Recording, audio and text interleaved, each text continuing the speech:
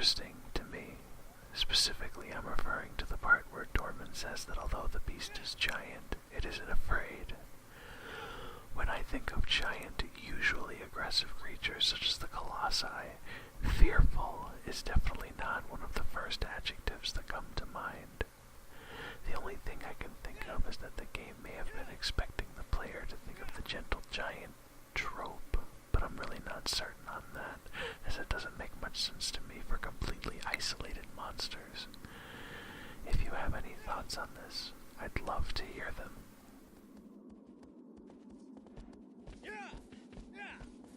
The fourth Colossus is one of the easiest to get to by a pretty large margin.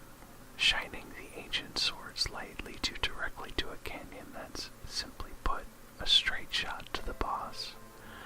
Unlike paths to later Colossi, it's literally impossible to get lost.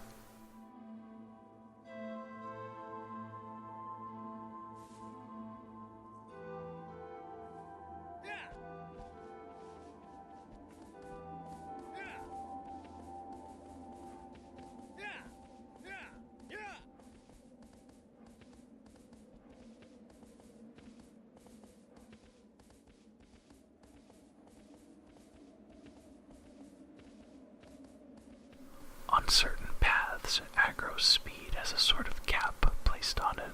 For example, on this path, no matter how many times you mash the X button, she'll always go at this speed, at least in my experience, which makes sense given its precariousness.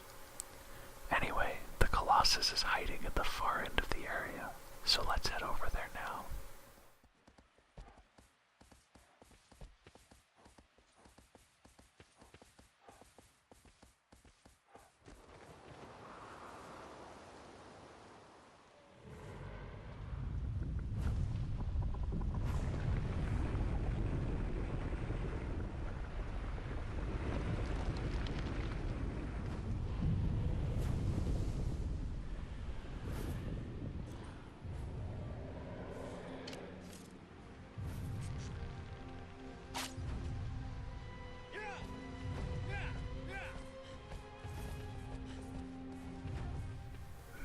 Phaedra.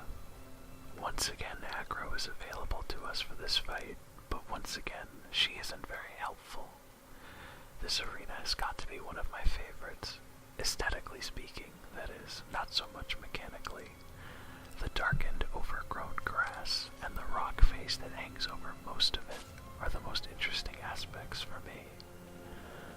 Our initial goal for this battle is to lure Phaedra to one of these hills. I prefer the furthest one because the direction it faces plays an important role.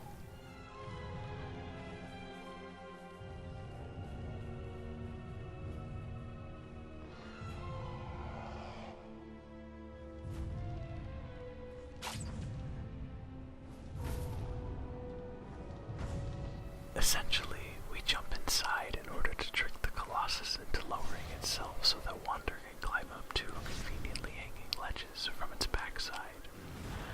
Going back to Dorman's words about the Colossus, rows of guiding graves was also said, but there don't seem to be any.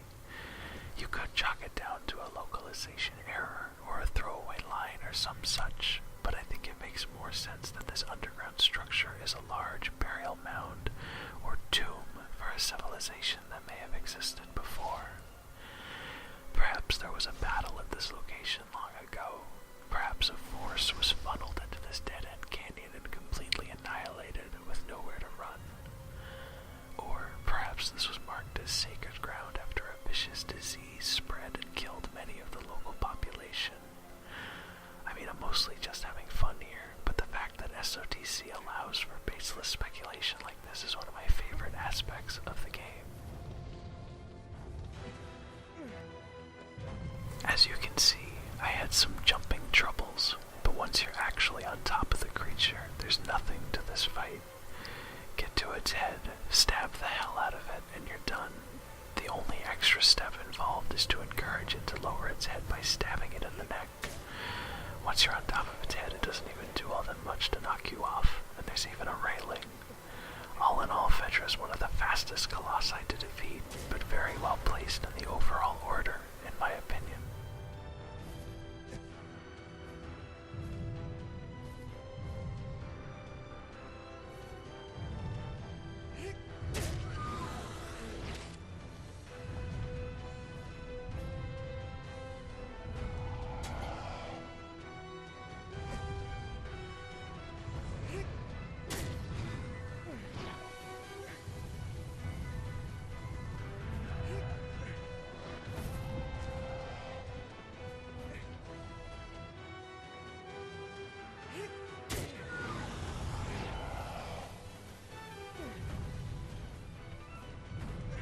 Given the way that Phaedra looks, I've always heard their cries as sort of horse-like in nature, though as per most of my perceptions of things in this game, I have nothing very concrete to base that on. With our fourth Colossus defeated, it's time for Wander to return to the central point of the Forbidden Lands.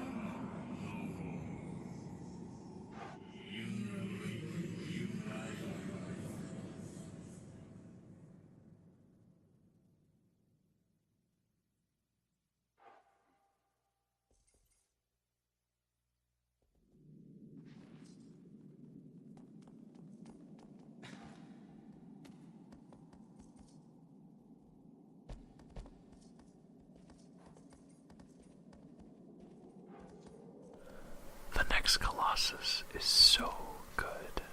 At number 5, Shadow of the Colossus really throws a new spin on the gameplay that you, as a fresh player, really aren't expecting. But we have to get to it first. It casts a colossal shadow across a misty lake as it soars through the sky. To reach it is no easy task. It's going to be hard to resist talking about this Colossus, but hopefully I can exercise some restraint. When looking at the map, this upcoming battle is located farther east than any of the others, all of the upcoming Colossi included.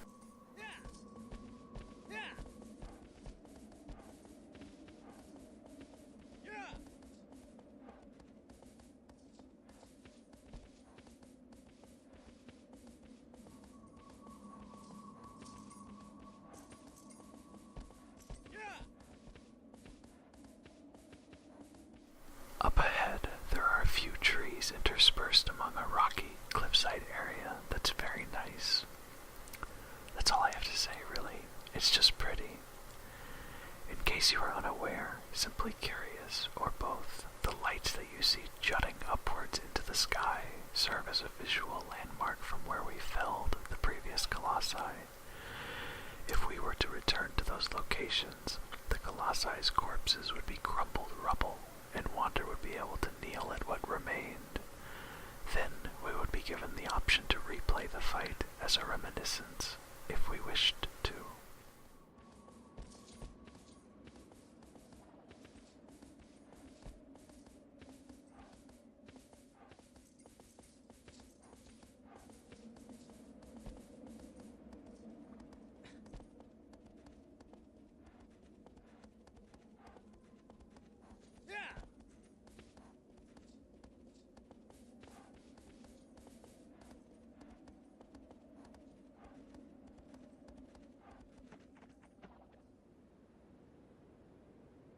Once again, the camera pans out a bit for a lovely view of these partially submerged ruins. We have to say goodbye to Agro and begin our ascent into the sunken city proper by, of course, plunging into terrifyingly murky waters.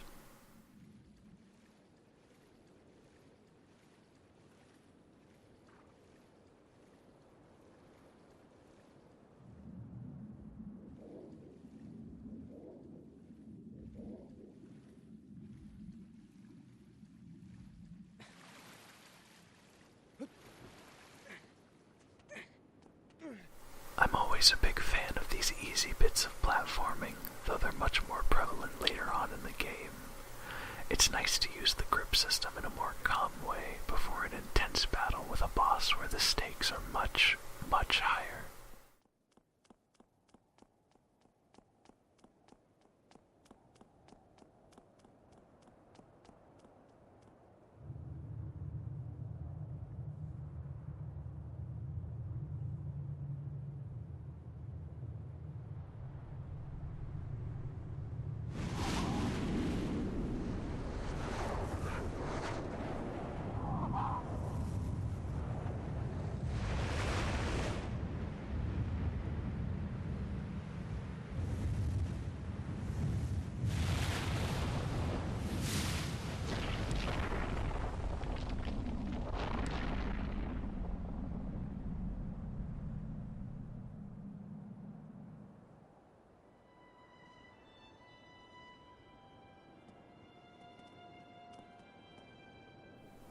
Avion is truly one of the most memorable colossi. There are a few colossi that come up in conversation when people realize that they're, for lack of a better word, sold on SOTC, and Avion is a pretty common one in my experience. It stares at Wander from across the lake, completely motionless. We're forced to dive deep into the water below, but even as we approach the Colossus, it doesn't leave its perch atop that tower. When I look at Avion, I don't see any aggression whatsoever, or even a hint of it. I see a curiosity, as though this being has never seen anything even closely resembling a human before. A tiny speck approaching it, getting nearer and nearer, and all it thinks to do is follow it with its eyes, completely unaware of any threat that it could cause him. Unfortunately, Wander is a man on a mission, and what he needs from the Colossus cannot be taken peacefully. He must draw his bow and let loose an arrow upon the creature.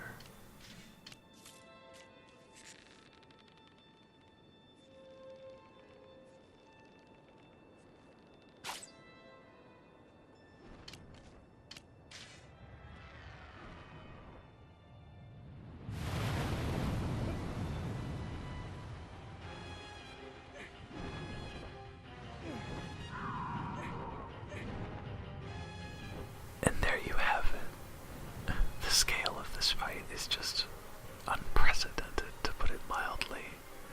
As the player, you see the fur on its wings, you react as quickly as you can, and if you think to grab onto said fur, within moments you're flying through the air, hanging onto the winged beast for dear life while it feels like hundreds of feet above water.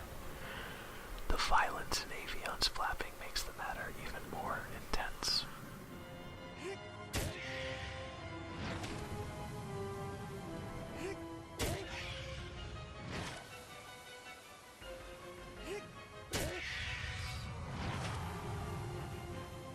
The lifeblood spewing out of the weak point and the game's camera did not make fast friends.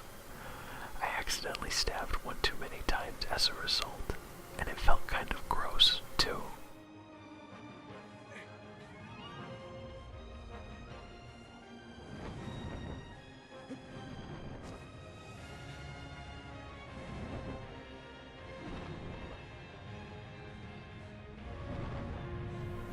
Seeing the ruins pass by during this fight does a lot to reinforce the importance of the background environment as you do battle with a Colossus. It's nothing short of impressive how fast Avion flies around its arena.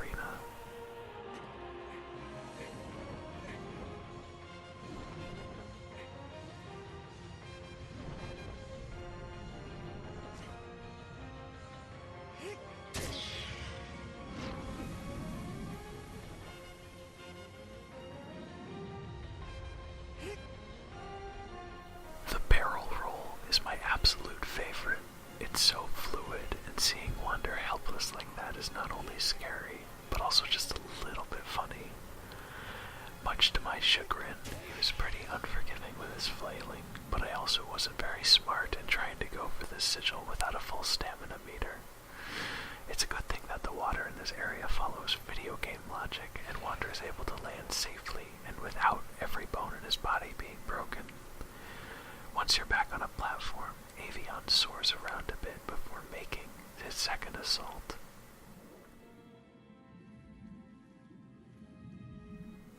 Falling off of this Colossus isn't too big a punishment in my eyes, mainly because it gives you an ample opportunity to appreciate its animations as it flies overhead. When I say this now, I mean that this applies specifically to Avion. It absolutely does not for every Colossus, as you'll see soon enough.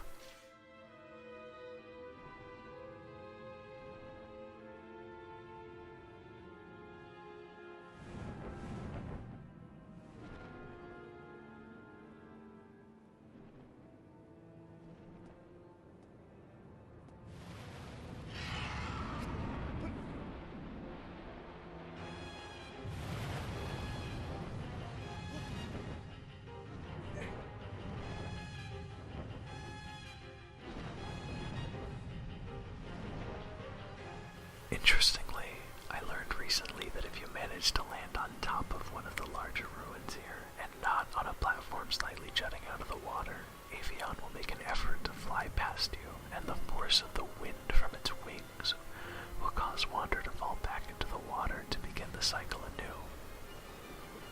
Anyway, only one sigil remains, and all we have to do is make our way to the tip of its left wing and stab it.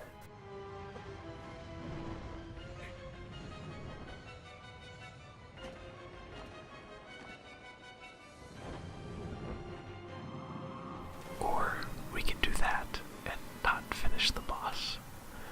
I've taken the liberty of editing my waiting this time. I apologize if this is irksome to you, but I don't feel that too much is lost in making an attempt to cover up for my ineptitude and not wasting your time. There we go. Much better. Now it's time to finish Avion off for good. The sound of the gust from his wings hitting the water deserves a mention, I think. Playing this game with headphones on is incredibly immersive, and I feel that a lot of that would be, and certainly was when playing it originally, lost on me without them.